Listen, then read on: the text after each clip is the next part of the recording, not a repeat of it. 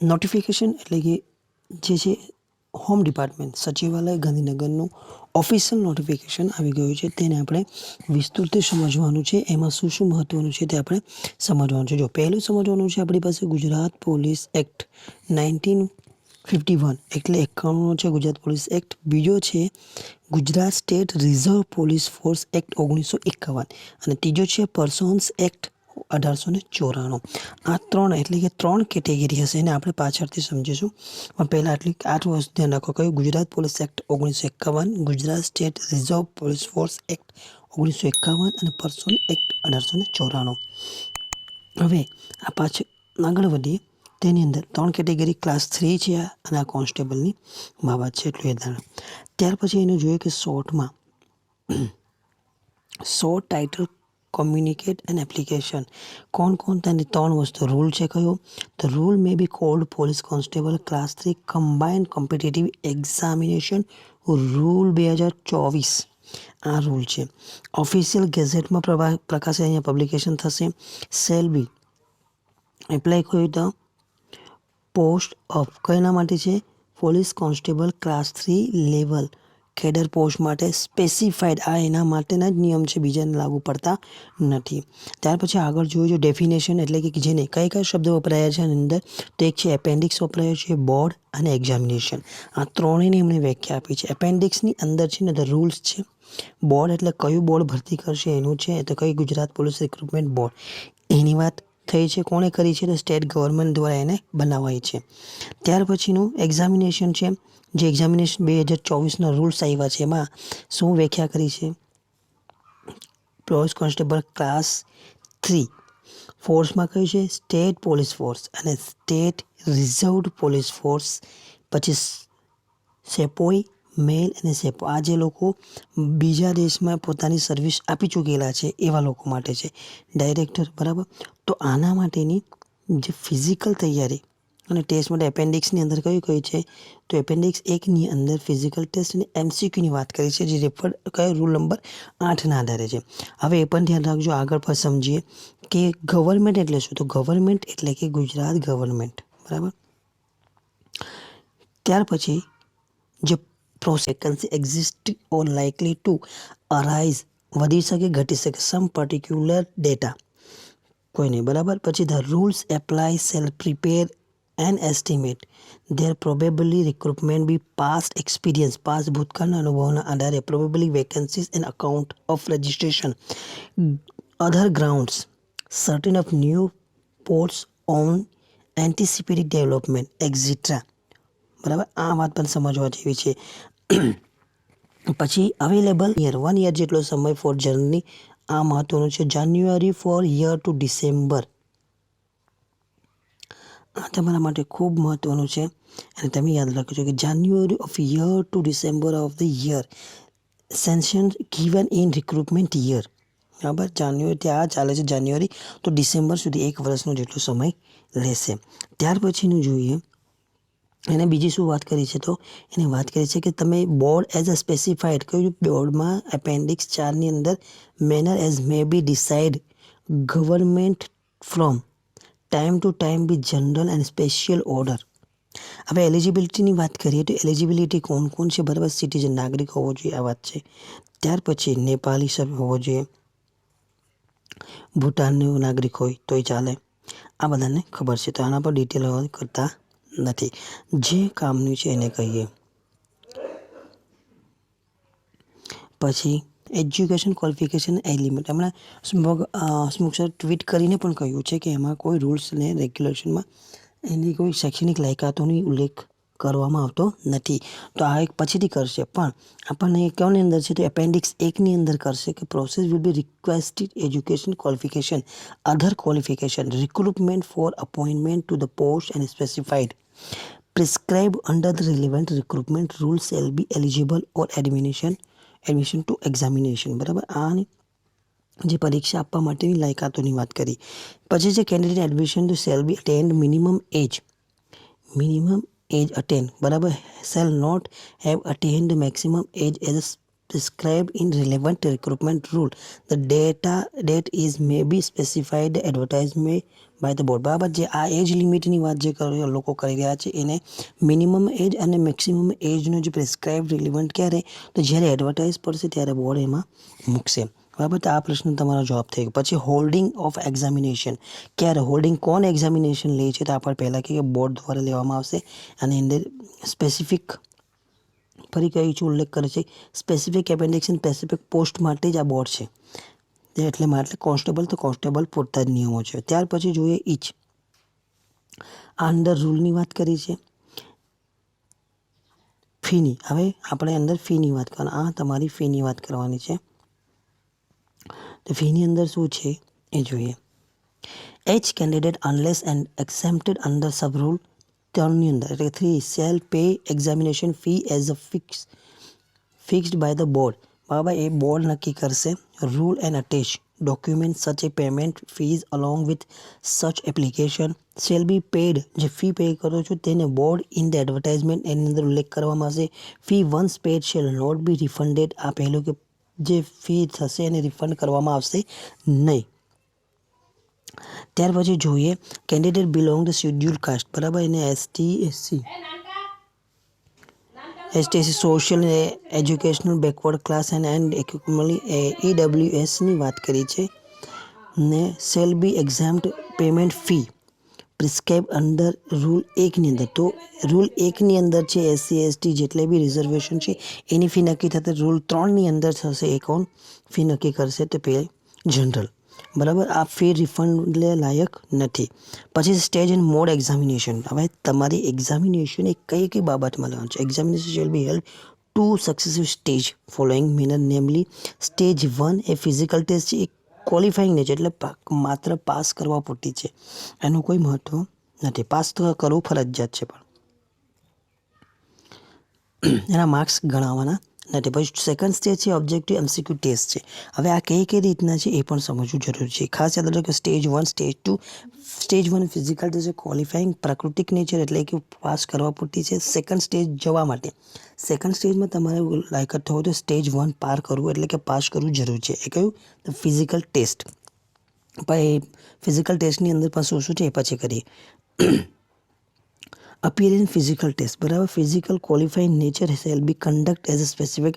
આની વાત તમે એપેન્ડિક્સ 2ની અંદર કરવામાં આવી છે, એ પણ જોઈએ પાછળથી. બરાબર, એ પાછળ છે તો જોઈએ ને.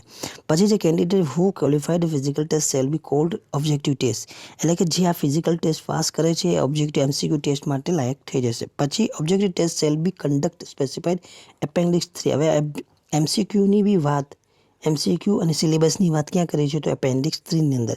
ફાઇનલ મેરિટની વાત અહીંયા છે. ફાઇનલ મેરિટની અંદર કઈ કઈ, તો જો candidate shall be arrange order merit and basis of mark obedient. જેટલા માર્ક મેળવો એના આધારે. તો એમાં પણ part A, part B MCQ test and additional mark as specified appendix 2. એટલે કે પાર્ટ A, પાર્ટ Bની અંદર જે MCQ મળશે ને એડિશનલ વધારે જે એક્સ્ટ્રા માર્ક છે એ મળીને તમારું મેરિટ બનશે. ત્યાર પછી જોઈએ ડોક્યુમેન્ટ વેરિફિકેશનનું સ્ટેજ છે. ડોક્યુમેન્ટ વેરિફિકેશનની સ્ટેજની અંદર aggregate marks obedient by the candidate, objective MCQ test and mark obedient પર એપેન્ડિક્સ. જે ચોથાની અંદર ઉલ્લેખ કર્યો છે બધાનો મળીને તમારો જે મેરિટ બનશે એમાં ડોક્યુમેન્ટ વેરિફિકેશન માટે બોલાવવામાં આવશે. કઈ તો twice to number vacancies and request જે છે એનાથી ડબલ, ટ્વાઇસ, હે ને. ત્યાર પછી જોઈએ સિલેબસ એક્ઝામિનેશન. હવે સિલેબસ એક્ઝામિનેશનની અંદર પણ સિલેબસ ટુ ટેસ્ટ, પછી સ્પેસિફાઈડ એપેન્ડિક્સ. આની અંદર MCQની લગતી બાબત કે એપેન્ડિક્સ 3ની આપે. મીડિયમ કયું છે, ગુજરાતી અને ઇંગ્લિશ બંને ભાષામાં આ તમે આપી શકો. ત્યાર પછી જોઈએ એપેરન્સ એક્ઝામિનેશન. આની અંદર રૂલ શું છે કે તમે જ્યારે allow appear the examination unless the board satisfy થાય. ક્વોલિફિકેશન ફૂલફિલ, તમે જે ક્વોલિફિકેશન ફૂલફિલ કરો છો ત્યારે તમે એમાં એક્ઝામિનેશન માટે લાયક ગણાવો છો. એમાંથી કોઈ પણ હશે તો તમે એના માટે ગેરલાયક ગમે ત્યારે ઠરી શકે. ક્વોલિફાઈંગ સ્ટાન્ડર્ડ એન્ડ માર્ક્સ આ મહત્વનું છે. એમાં સમજી લો કે fix the qualification standard objective test MCQ test for candidate non reserve category and separately for candidates belong to reserve category. બરાબર. બંને માટે objective MCQ test for the candidates not reserved, આ છે ને બિન અનામત અને સ્પેસિફિક રિઝર્વ કેટેગરી, બરાબર, અનામત. However the minimum qualifying standard may be determined. Board shall not any case, કોઈ પણ હાલતમાં લેસ દેન 40% ઓછા માર્ક્સ ઇન એમસીક્યુ ટેસ્ટમાં હોય તો એ બિન એટલે કે ક્વોલિફાય થઈ શકે નહીં. હવે બીજું સમજો કે qualifying standard part A part B shall be considered separately, બંનેના ભાગને સેપરેટલી અલગ અલગ કરેલા છે, આ સમજી લેજો. ત્યાર પછી candidate shall be required qualified both, અને બોથ એટલે બંને પેપરની વાત છે, બોથ એ અને B separately ordered by in unlisted merit list, બરાબર, બંનેનું ગણવામાં આવશે. હવે શું કહે છે કે prepared by the aggregate mark obtained in part A part B, તો objective MCQ test additional mark બંનેનું ગણવાનું છે, ઓર્ડર ગણવાનું. ત્યાર પછી છે કન્ડક્ટ એન્ડ રેગ્યુલેશન એક્ઝામિનેશન, જે નિયમો છે એની વાત હવે એ જોઈએ. To fill up all detail and MCQ test, એની અંદર શું કરે છે, ડિસિપ્લિનરી એક્શન છે, આજે તમારે નૈતિક મૂલ્યની વાત છે, બરાબર, એક્ઝામિનેશન આપતી વખતે તે તમે. ત્યાર પછી છે in eligibility of failure to attend physical test, object MCQ test and document verification. હવે આ છે ને ઇન એલિજિબિલિટી, તમે ગેરલાયક ક્યારે ઠરી શકો, ક્યાં, physical test, object MCQ test અને ડોક્યુમેન્ટ વેરિફિકેશન. હા, ડોક્યુમેન્ટ વેરિફિકેશનમાં બી એલિજિબલ હોઈ શકે, તો એની વાત કરવાની છે.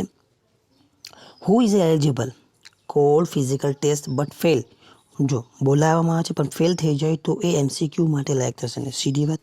ત્યાર પછી જોઈએ કે physical test but fail attend, જો MCQ ટેસ્ટમાં એ કોઈ પણ જ્યારે લેવાશે ત્યારે એ ત્યાં હાજર રહી શકે નહીં.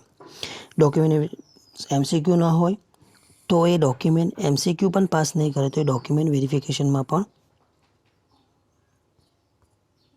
જઈ શકે નહીં. એક મિનિટ, બરાબર. Procedure for preparation select list order preference. હવે આની અંદર જે વાત કરી છે એ કોઈ MCQ પછી એડિશનલ માર્ક્સ અને એપેન્ડિક્સ 4ની અંદર જે કોઈ બાબતની જે ગણના કરી છે એ પબ્લિશ ઓન નોટિસ, બોર્ડ દ્વારા એની ઓફિશિયલ વેબસાઇટ દ્વારા જે બનાવવામાં આવશે એને. Copy of the result so published can be sent ગવર્મેન્ટને, એ ક્યાં હોમ ડિપાર્ટમેન્ટને એટલે કે ગૃહ મંત્રાલયને પણ, ગૃહ વિભાગને પણ આપવામાં આવશે. Board shall call candidate individual, વ્યક્તિગત ડોક્યુમેન્ટ વેરિફિકેશન માટે એમને મેરિટને આધારે બોલાવવામાં આવશે. ત્યાર પછી જોઈએ એપેન્ડિક્સ 1નો ઉલ્લેખ ફરી કરેલો છે. Appendix 1 which desire the considered appointment in the minutes by be prescribe by the board. Board કહેશે તે બોર્ડ કહે ને ડોક્યુમેન્ટ વેરિફિકેશન. ત્યાર પછી જોઈએ candidate who belong the reserved category, reserved category select on his own merit but does not get the concerned post his choose and preference. તમે pass થઈ ગયો એટલે એનો અર્થ એવો નથી કે તમે ચૂઝ અને પ્રેફરન્સ માટે લાયક છો. કન્સર્ન્ડ reserve category is available, his choose as reserved choice a reserved candidate, then such candidate shall be allocate the post against reserve post, બરાબર. રિઝર્વ કેસ છે એને પહેલાં ફિલફિલ કરવામાં આવશે. Such reserve post shall be treated as a filled of the post against reserve quota of such category. એની વાત કરી છે રિઝર્વ પોસ્ટની અને category against reserve quota of such કેટેગરીની. ત્યાર પછી જો board shall in the first instance prepare the list of general category candidate, prepare list candidate belong to reserve category post. કયું? SC ST EWS ને economic weaker સેક્શનની વાત. પછી એક servicemen number vacancy અને પહેલાં જનરલ કેટેગરી બધાને તેની category પ્રમાણે જ ફાળવવામાં આવશે. Where candidate has not given preference for any post, કોઈને પ્રેફરન્સ આપવામાં આવશે નહીં. કોણ? Not given preference, candidate be preference by only for a few post and number of posts which has given preference are not available to accommodate the candidate per his preference, બરાબર. એની મનગમતી preference મળશે નહીં. The appointment candidate by particular post shall be subject and fulfilment provisional recruitment rule is force relating the post. બરાબર, એના આ પોસ્ટને લગતા જેટલા rule ને નિયમ બન્યા એને ફોલો કરેલું હોવું જરૂરી છે. પછી board shall prepare the list. જે લિસ્ટ બનાવશે કોને according the reservation policy of the government privilege at the time. એને રિઝર્વેશન પોલિસીને ધ્યાનમાં રાખીને જ એ નક્કી કરશે. ત્યાર પછી જોઈએ છે પ્રિપેરેશન લિસ્ટ થઈ ગયું જે કહ્યું તે. પછી આની અંદર પણ એક વસ્તુ એવી છે successful candidate belong the scheduled caste. બરાબર, તો જે છે એને વુમન સર્વિસ એક્સમેન સચ કેટેગરી જે આગળની વાત કરી તે જ છે. ત્યાર પછીની વાત કરીએ રિઝલ્ટ ઓફ એક્ઝામિનેશન. હવે જે મહત્વનું છે પાર્ટ એની અંદર પણ પાર્ટ 1 છે એની અંદર એ પણ છે કે candidate shall be arrange specified arrange merit પ્રમાણે નામ, seat number, total marks be candidate allocation post and same shall be publish કરવામાં કે notice board, official website, board અને કોપી. પહેલાં કહ્યું તે ગૃહ વિભાગને. બરાબર, તે ક્યાં આની અંદર કોને એને ગેઝેટેડ ઓફિશિયલ ગેઝેટમાં અને પબ્લિકેશન ન્યૂઝપેપરમાં એને પ્રકાશિત કરવામાં, એટલે મેરિટ નહીં પણ જે તમારું છે જાહેરાત ન્યૂઝપેપરમાં પ્રકાશિત થશે પણ બાકીનું તમારે વેબસાઇટ અને બોર્ડની નોટિસ પર હશે. પાર્ટ 2ની વાત કરીએ. પાર્ટ 2માં છે તે કે prepare list of unsuccessful candidate who are not include in part 1. Part 1ની અંદર કોણ નથી, બરાબર, specifying their name, seat number, total marks, obtained them and same shall be publish notice board and other official website board. Part 1ની અંદર unsuccessful છે એની પણ, એટલે મેં કહ્યું ને પાર્ટ 1 પાર્ટ 2. પાર્ટ 1માં બી તમારે 40% કન્ફર્મ લાવવાના, પાર્ટ 2માં બી 40% તમારે કન્ફર્મ લાવવાના જ. જો પાર્ટ 1માં કન્ફર્મ હશે તેનું પણ લિસ્ટ તમને ત્યાં બોર્ડની વેબસાઇટ પર મળી જશે. રીચેકિંગ માટે 15 દિવસ જાહેર થયાના 15 દિવસની તમે રીચેકિંગ માટે અપ્લાય કરી શકો. રિકમેન્ડેશન અલોકેશન એટલે થઈ ગયું, બરાબર. નોટ રાઇટ ટુ, બરાબર, તમે જેવું કે પાસ થઈ ગયા એટલે તમે એના માટે લાયક થઈ જતા નથી. પાસ થઈ ગયા એટલે તમને મળી જશે એવું નહીં. પછી મેડિકલ ટેસ્ટ હશે એ જે એપેન્ડિક્સ એક્સની અંદર આપેલું છે. ત્યાર પછી છે અપોઇન્ટમેન્ટની વાત છે. જોઈનિંગ પોસ્ટ, આને પણ જોઈ લો.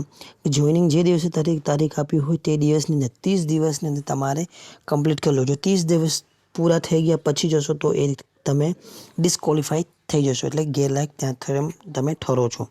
એટલે તમારે 30 દિવસની અંદર જે જગ્યાએ જોઈનિંગ હોય તે જોઈનિંગ કરી લેવી પડે છે. તો પછી કંટ્રોલ ઓથોરિટી બોર્ડ જે કોણ છે, રીઅલોટમેન્ટ ને બધી બાબતો કંટ્રોલ ઓથોરિટી છે જે ગવર્મેન્ટ છે ને, secretary of government, home department, આ એનો ઓથોરિટી છે. પછી ઇન્ટરપ્રિટેશન રૂલ, અર્થઘટન કરવાની શક્તિ પણ આ બોડી પાસે, secretary of government, home department. બરાબર, હવે આપણે મેઇન મુદ્દાની વાત કરીએ. મેં તમને કહ્યું હતું પેલું પોલીસ કોન્સ્ટેબલ ક્લાસ 3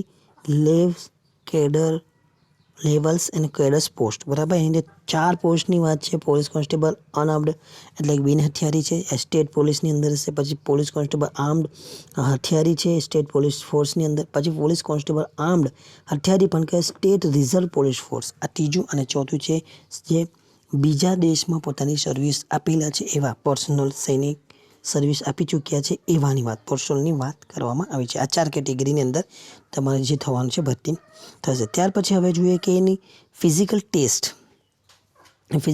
કે મેલ માટે છે રનિંગ કેટલી 5000 મીટરની છે 25 મિનિટ. પછી ફિમેલ છે રનિંગ 1600 મીટર છે 9 મિનિટની અંદર પૂરી કરવાની. એક્સ સર્વિસમેન અંદર 2400 મીટર છે 12 મિનિટ 30 સેકન્ડની અંદર પૂરી કરવાની છે. પછી ફિઝિકલ ટેસ્ટની અંદર એટલે કે પીએસટીની અંદર શું ધ્યાન રાખવાનું, ચેસ્ટ ઓનલી ફોર મેલ. આ ચેસ્ટની જે છે એ માત્ર કોના માટે છે, મેલ માટે છે. અહીંયા આગળ આપેલું છે એ જોઈ લઈએ. Schedule tribe candidate Gujarat origin હોય તેને 162, 79 ચેસ્ટ અને ફૂલેલી હોવી જોઈએ 84 થવી જોઈએ. Candidate accepted schedule tribe of Gujarat origin 165,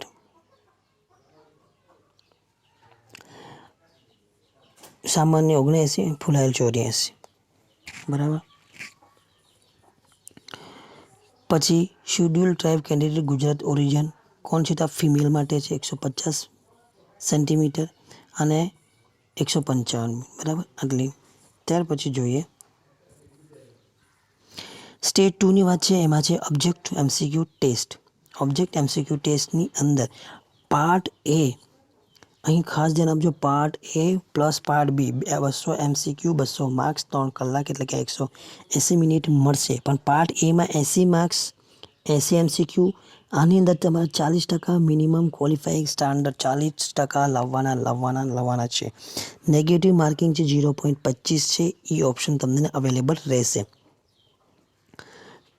પછી સિલેબસ આપ્યો છે. સિલેબસ અંદર છે જે 80 માર્ક્સ છે એનો સિલેબસ છે reasoning, data interpretation 30 marks, quantity aptitude 30 marks, comprehensive Gujarati language 20, બરાબર. તો 80 માર્ક્સ આમાંથી તમારે 40% લાવવા ફરજિયાત છે. પછી પાર્ટ બી 120 માર્ક્સનું છે. 120 એમસીક્યુ. આમાં પણ તમારે મેં કહ્યું હતું ને તેમ 40% મિનિમમ ક્વોલિફાઈંગ સ્ટાન્ડર્ડ લાવો, નેગેટિવ માર્કિંગ અને એ ઓપ્શન મળશે. એનો પણ સિલેબસ આપેલો છે. એમાં સિલેબસ જોઈએ તો the constitution of India 30 marks, current affairs, science technology, general knowledge 40, history, cultural heritage, geography of Gujarat અને ભારત એમાં 50 માર્ક્સ, કુલ મળી 120. 120માંથી તમારે 40% લાવવા ફરજિયાત છે. 40% માર્ક્સ લાવવા ફરજિયાત. Objective test shall consist multiple choice MCQ હશે. એવરી ક્વેશ્ચન સેલ બી 1, એક પ્રશ્નનો 1 mark. Every attempt question with incorrect, ખોટો પડશે તો તમારો નેગેટિવ માર્ક થશે 0.25. Every question the shall be 1 option not attempt, એ આપશો તો shall be dot no intend answer may select this option if option negative mark is shall not. એટલે તમે એ ઓપ્શન નક્કી કરશો તો તમારો નેગેટિવ માર્ક એટલે કે નેગેટિવ માર્ક થશે નહીં.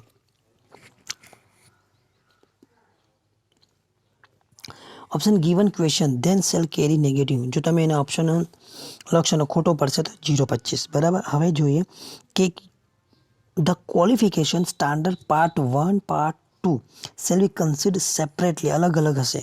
Candidate required to be qualified both part and part 2 separately in order be in list merit list. Separately part A part બીના તમને માર્ક્સ આપેલા એના આધારે મેરિટ બનતું હશે.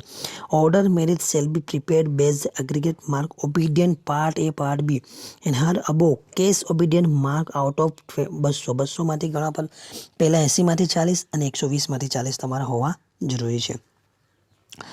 એપેન્ડિક્સ 4ની અંદર જે આપણે પહેલાં આગળ કહ્યું તેની વાત કરી છે કે given candidate processing C level certificated national cadet corps. Additional માર્ક્સની વાત, એડિશનલ માર્ક્સની અંદર એનસીસી હશે તો તમને કેટલા એડિશનલ 2 માર્ક્સ 2 માર્ક્સ મળશે. પછી diploma, bachelor degree, post graduate diploma 1 year કઈ જગ્યાએનું હશે તો રાષ્ટ્રીય રક્ષા શક્તિ